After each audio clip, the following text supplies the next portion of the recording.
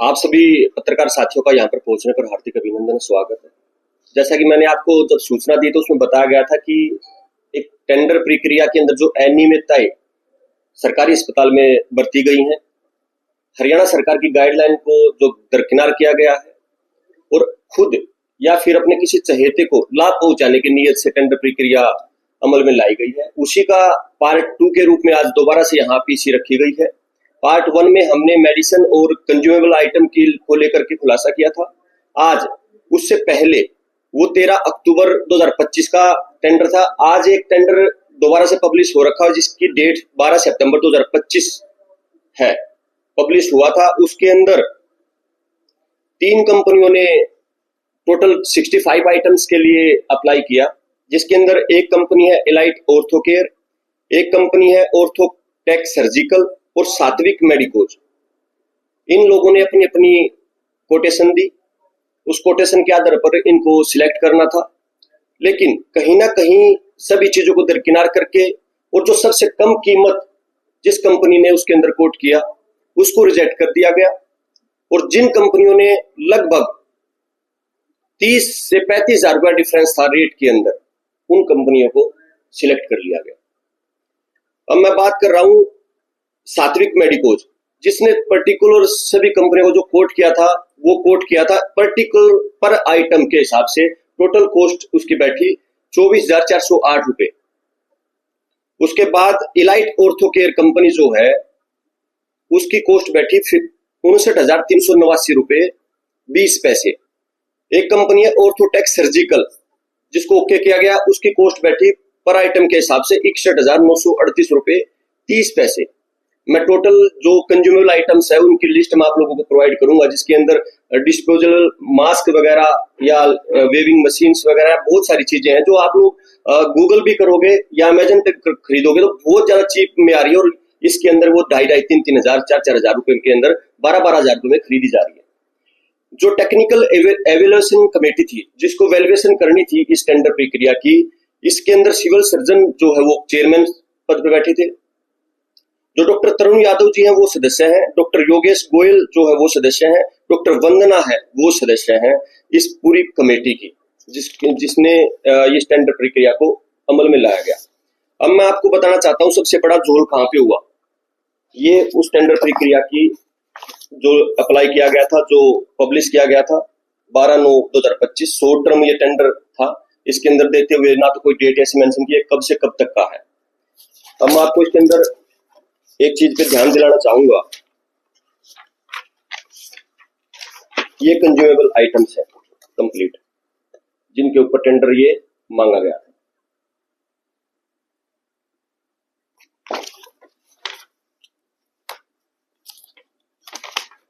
अब इसके अंदर एक प्री इंटीग्रेटेड, ये मैं एक चीज और दिखा देता हूं। ये रेट्स है, ये सात्विक कंपनी का है, ये ऑर्थो कंपनी का, ये इलाइट कंपनी का है। आप इसमें देखेंगे 891 रुपए ऑर्थो ने इसको कोट किया, 3150 रुपए और 2500 रुपए इलाइट ने कोट किया, और 891 रुपए सात्विक कंपनी कर रही है। उसी में एक फिल्टर पेपर है 40x40 24x24 सेंटीमीटर का, इसमें 34 रुपीज पर पीस के हिसाब से सात्विक ने कोट किया। उसके बाद ऑर्थो इसको कोट कर रही है 2500 रुपए, इलाइट उसको कोट कर रही है 3,000 रुपए। मैंने जब इसको गूगल किया तो ये 680 रुपए के 100 पीस मिल रहे हैं, 6 रुपए 80 पैसे का।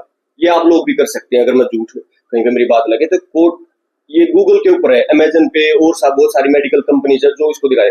इन्होंने परचेज किया इसको 2500 3,000, मतलब कि 2500 रुपए में ऑर्थो कंपनी से परचेज कर लिया। इसमें बहुत सारी आइटम्स मैंने ये है, ये मैं आपको दूंगा। अब एक प्री कॉन्ट्रैक्ट इंटीग्रिटी पैक्ट होता है, ये मैं आपको दिखा रहा हूं।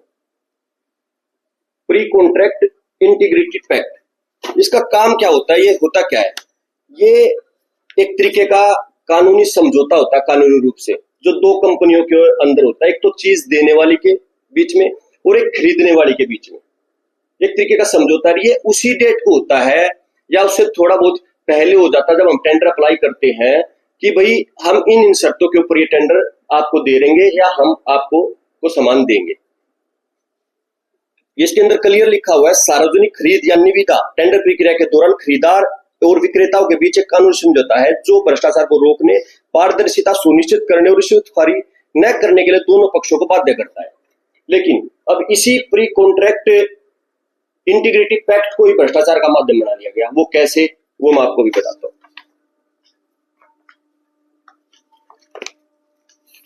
ये प्री कॉन्ट्रैक्ट इंटीग्रिटी पैक्ट है इलाइट ऑर्थोकेयर कंपनी का। इसके अंदर आप देखेंगे ये किस डेट को बना है, 13 मार्च 2025। टेंडर कब है, 12 सितंबर 2025। प्री कॉन्ट्रैक्ट इंटीग्रिटी पैक्ट कब तैयार हो गया, 13 मार्च 2025, यानी कि पुराना। अब दूसरी कंपनी का दिखाता हूं आपको, ये इलाइट ऑर्थोकेयर का है।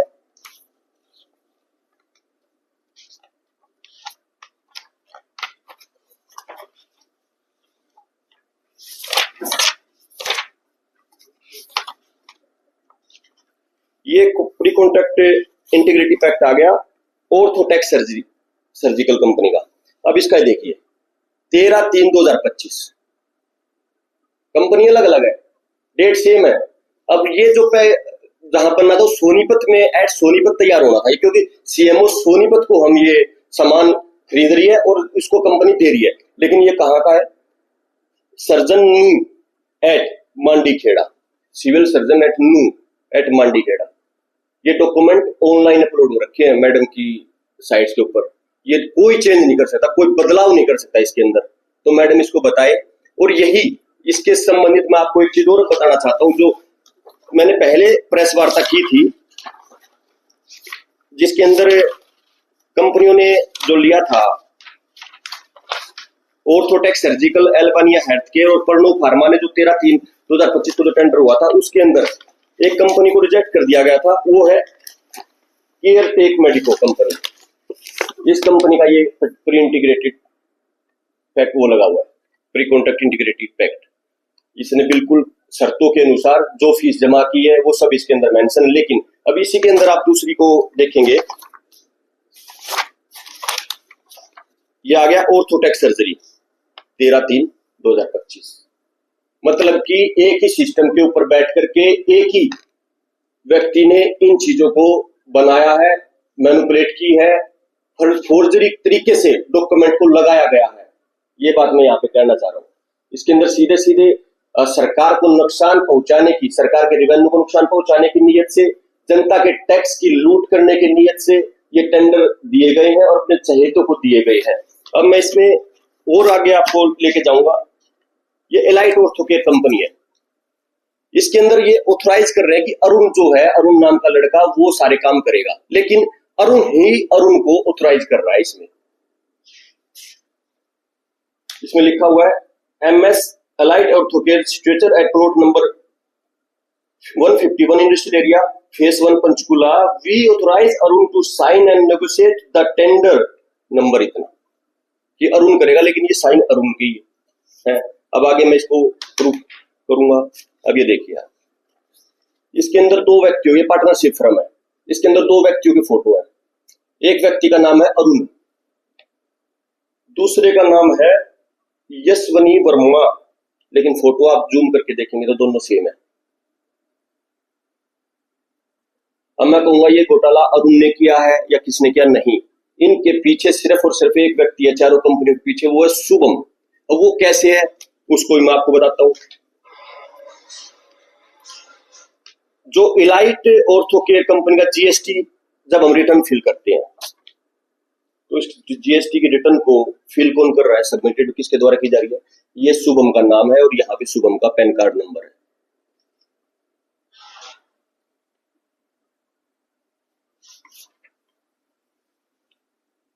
ये शुभम ऑर्थोटेक सर्जिकल कंपनी का ओनर, ये नाम लिखा हुआ। ये जांच का विषय है, पूरी जांच होनी बहुत जरूरी है, क्योंकि लगातार इस तरीके का मैं अब हरियाणा सरकार से भी और समस्त प्रशासनिक अधिकारियों से भी और जितने भी बुद्धिजीवी लोग हैं उनसे चाहता हूं कि मैं जो बात कहने जा रहा हूं उसकी फोरेंसिक जांच होनी चाहिए उन चीजों की। दिनांक 14/9/2025 को जो इस चीज को पुख्ता करेगा, कैसे 12 दोपहर 12 बजे से 1 बजे के बीच में सोनीपत सीएमओ के द्वारा सोनीपत की डैम डिस्ट्रिक्ट अकाउंट मैनेजर को एक फोन कॉल किया गया। क्या ये बात सच है या झूठ है, ये तो जब सीडीआर वगैरह निकलेगी या जांच कमेटी बैठेगी इसके ऊपर उस पर पता लगेगा। यह कॉल मोबाइल नंबर जो कि सीएमओ का व्यक्तिगत मोबाइल नंबर है, मैं यहाँ पे उसको ब्रीफ नहीं कर रहा हूं, उस नंबर से मोबाइल नंबर जो भी डैम का था उसके ऊपर किया गया। कॉल का वॉइस रिकॉर्ड व्यक्तिगत स्रोत से मेरे पास आ चुका है, उसकी ऑडियो वीडियो मेरे पास अवेलेबल है। जब हम पार्ट 3 में अब जाएंगे, इसमें जांच जब चलेगी तो उसके ऊपर हम इस चीज को हम कर भी देंगे, लेकिन उससे पहले मेरे इन शब्दों की जांच हरियाणा सरकार करवाए कि मैं सच बोल रहा हूं कि झूठ बोल रहा हूं। उसके बाद मैं आपको बताना चाहता हूं, कॉल की अवधि 90 से 100 सेकंड के बीच में रही। कॉल का विषय टेंडर सेटिंग की पुष्टि से संबंधित था, जो AnyDesk remote access software के माध्यम से करनाल निवासी शुभम की सहभागिता से किया गया था, उससे संबंधित था। कृपया मेरे द्वारा उपलब्ध करवाई गई उपरोक्त सभी जानकारी की सत्यता की पुष्टि के लिए की जाए और दिनांक 14/9/2025 को जो 12:25 से 12:55 के बीच में डैम के नंबर की कॉल डिटेल, आउटगोइंग, इनकमिंग वो ली जाए और तथ्यों को सार्वजनिक पटल पर पब्लिक डोमेन के अंदर लाया जाए कि उसके पीछे क्या गड़बड़ झोल हुआ, किस तरीके से कौन से सिस्टम को, कौन से लैपटॉप को किस इस उपयोग में लिया गया, AnyDesk remote access service के द्वारा उसको एक्सेस किया गया दूसरे सिस्टम पे और उसके द्वारा वहां टेंडर प्रक्रिया ये भरी गई और उसके बाद ये सारी चीजें कि अपनी मनमर्जी से आप सबके सामने कि एक ही व्यक्ति पूरे हॉस्पिटल के अंदर जितने टेंडर हो रहे हैं दवाइयों से संबंधित, वो एक व्यक्ति के पास कैसे जा रहे हैं। क्या इस दुनिया के अंदर, क्या इस देश के अंदर, इस हरियाणा राज्य के अंदर कोई और फार्मास्यूटिकल कंपनी बैन हो चुकी है, खत्म हो चुकी है? ये विषय है और इस सरकार का मेन विषय है कि सरकार इसके ऊपर काम करे। ये सीधी सीधी जो है आईपीसी की धारा 463, 464, 465, 466, 467, 68, 71, 69 और 420 की संगीन अपराध की श्रेणी में आता है। डॉक्यूमेंट के साथ छेड़छाड़ी करना, उसको एडिट करना, हर चीज को एफिडेविट जो लगे उसके अंदर एडिट करके उसको अपलोड कर देना, ये सब अपराध की श्रेणी में आता है और ये अपराध संगीन अपराध की उसमें है। आप इसके अंदर अगर कोई आम आदमी इस चीज को कर रहा हो तो तुरंत उसके ऊपर एक्शन लिया जाता है, लेकिन ऐसा क्यों कि सरकारी अधिकारी पे सस्पेंड तक उसकी कार्रवाई होती है और यहाँ तो हटाया भी नहीं जा रहा है, जबकि सरेआम ग्रीवेंस कमेटी के मंत्री गौरव गौतम जी स्टेज के ऊपर उनको पता झाड़ लगा चुके हैं, डीसी साहब को पता है, डीसी साहब लगातार मुआवना कर रहे हैं सोनीपत हॉस्पिटल का, गोहाना हॉस्पिटल का। आखिर ये कमियां खामियां जो उपायुक्त महोदय को क्यों दिखाई नहीं दे रही, आखिर इसके पीछे कितना बड़ा जो सिंडिकेट है वो काम कर रहा है, ये सोचने का विषय है।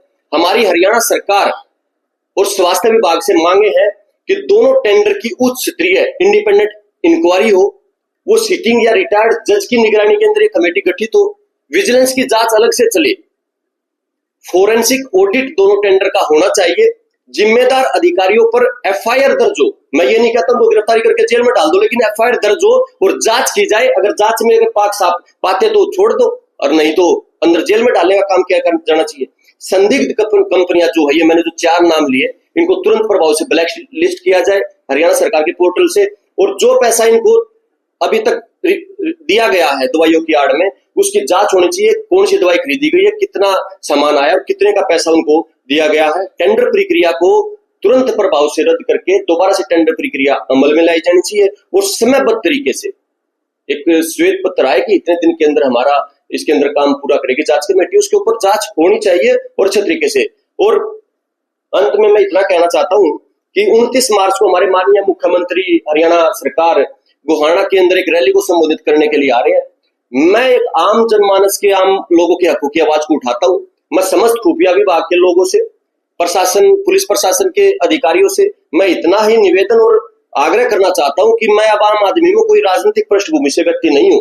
मैं अपने सवालों को लेकर के मुख्यमंत्री जी से मिलना चाहता हूं, क्योंकि इसके अंदर उन्हीं की सरकार बदनाम हो रही है। मुझे नहीं पता कि क्यों यहाँ के स्थानीय विधायक और क्यों यहाँ के जो हमारे यहीं से संबंध रखते प्रदेश अध्यक्ष, जहां तक ये बातें, ऐसा नहीं है कि उन तक नहीं पहुंचती होगी, क्यों हरियाणा सरकार के मुख्यमंत्री तक नहीं पहुंच पा रही है। मैं हरियाणा सरकार के मुख्यमंत्री माननीय नायब सैनिक साहब से 29 तारीख को मिलने के लिए जरूर जाऊंगा और मेरा आग्रह है सभी प्रशासन से कि मुझे मिलने दिया जाए और जो गड़बड़ घोटाला ये नागरिक अस्पताल के अंदर हो रहा है उसको उजागर करने का, अपनी कागजों के तहत तथ्यों के आधार पर बात रखने का मौका मुझे दिया जाए। क्योंकि नागरिक अस्पताल के अंदर अंतिम पंक्ति का व्यक्ति आता है, कोई अमीर जाता वहां पे अपना इलाज कराने के लिए नहीं जाता है, उनके स्वास्थ्य के साथ ये सीधा खिलवाड़ है और ये कतई बर्दाश्त नहीं होगा। अन्याय के विरुद्ध न्याय युद्ध मंच इसकी लड़ाई को पुरजोर तरीके से अभी भी उठा रहा है और आगे भी उठाता रहेगा। किसी के साथ अन्याय नहीं होना दिया जाएगा। अब आप लोगों के कुछ सवाल तो आप ले सकते हैं।